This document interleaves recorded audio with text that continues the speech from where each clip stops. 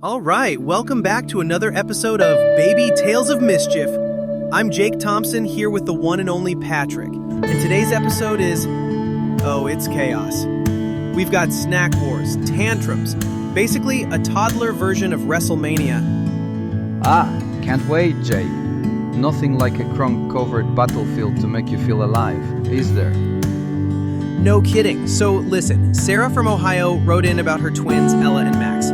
Honestly, this cracked me up. She called it the cracker coup of 23. Basically, these two would snatch snacks straight out of each other's hands, pile them up like little dragons hoarding gold, and then guard the stash. I mean, snack trails everywhere. There were goldfish crackers, like, embedded in the carpet for weeks. Oh, you think that's something? Let me tell you about my niece, Siobhan. She's the biscuit bandit of our family. One morning, every single chocolate digestive vanished. Siobhan's walking around all innocent.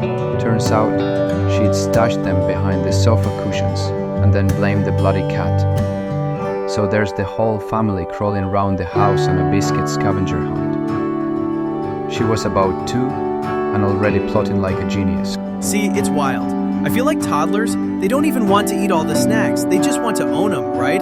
Like, control the supply chain or something. Exactly, Jake. One of our listeners said her son hid the last rice cake in his shoe so his baby sister couldn't find it. That's commitment. But why do you reckon they're all hoarding snacks like it's the apocalypse? I mean, I bet it's the thrill. And probably because the minute someone else wants it, that snack goes way up in value. Listeners, send us your craziest snack standoff stories. There's gotta be weirder ones out there. Speaking of battles, let's talk toy territory. Jamal emailed us about his daughter Mia and her best mate Jude. Apparently they built actual barricades out of building blocks and soft toys, like a fortress, to declare total toy ownership.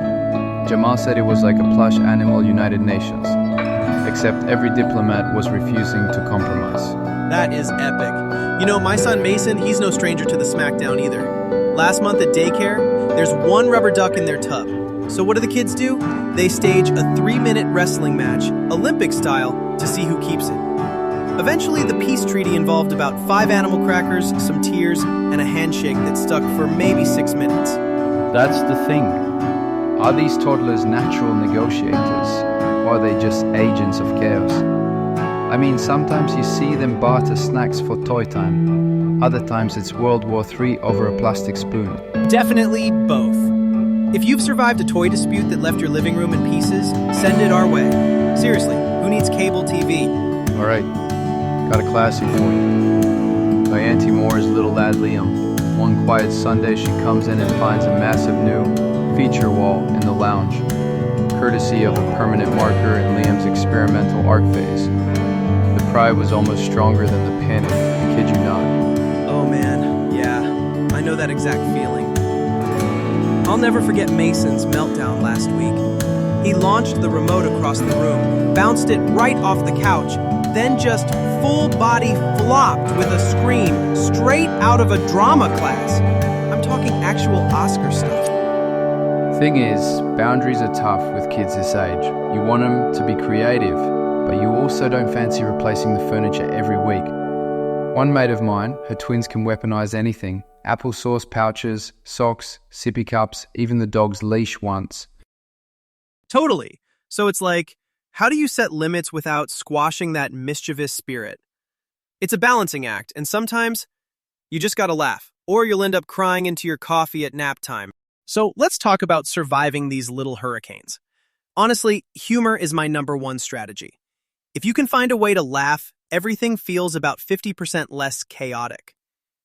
Like when Mason tried painting the dog's tail with pudding. After I stopped panicking, it was straight to ridiculous land.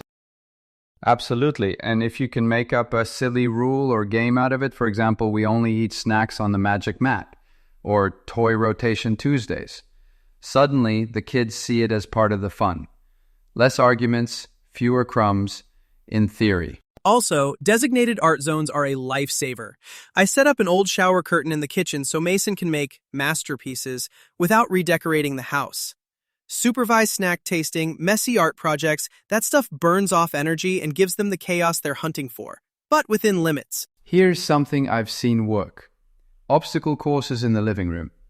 Set up some cushions, a tunnel if you have it, a line of chairs. They'll burn energy and forget about snatching snacks or fighting over toys, because now it's who's the fastest ninja. Yes, and honestly, a visual schedule saves my mornings. We use pictures like a little chart with shoes, snack time, tidy up, all that. It means Mason knows what's next, so there's way less negotiating, and I'm not repeating myself 1,000 times. And don't underestimate the power of giving kids tiny jobs either. Even just tidying up their own toys or helping put snacks in bowls gives them a bit of control and responsibility, and makes the chaos feel, a little more organized, sort of. All right, so sharing. Not toddler's strong suit, but there's hope. We've started a sharing jar for Mason. Every time he lets a friend have a turn, he gets a sticker. After a few stickers, he gets to pick the snack. It actually works if you stick with it. Good old sticker charts. My sister tried turn-taking games. She'd time the kids with a kitchen timer, swap toys when it buzzed, and cheer them on for every successful trade-off. And for us parents, modeling the whole calm negotiation thing is huge, right? If the adults don't freak out, kids are more likely to copy that. Not always, honestly, but at least some of the time. It all adds up. If you show them gentle compromise, some of that sticks. Eventually. Or so I keep telling myself anyway. So here's a trick from a teacher friend. She uses colored tape to mark snack and toy zones. Like blue tape for snack spots, red for play spaces. Kids see it, they get it. Limits are clear without endless reminders. Love that.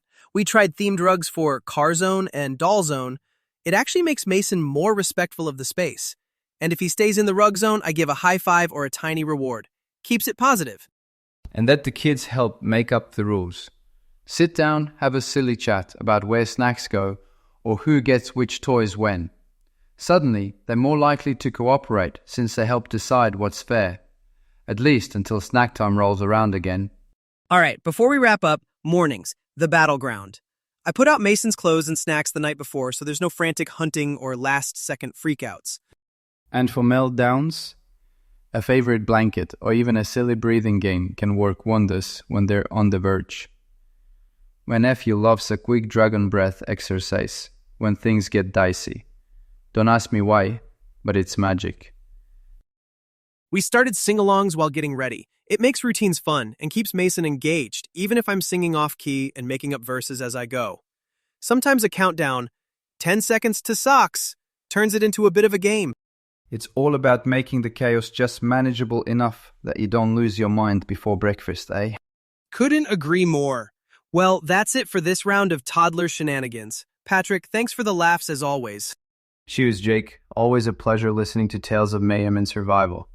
Thanks everyone for tuning in, and don't forget, send us your wildest stories for next time. See you later. Catch you all on the next episode of Baby Tales of Mischief. Hang in there, parents, and may your snack supplies stay safe.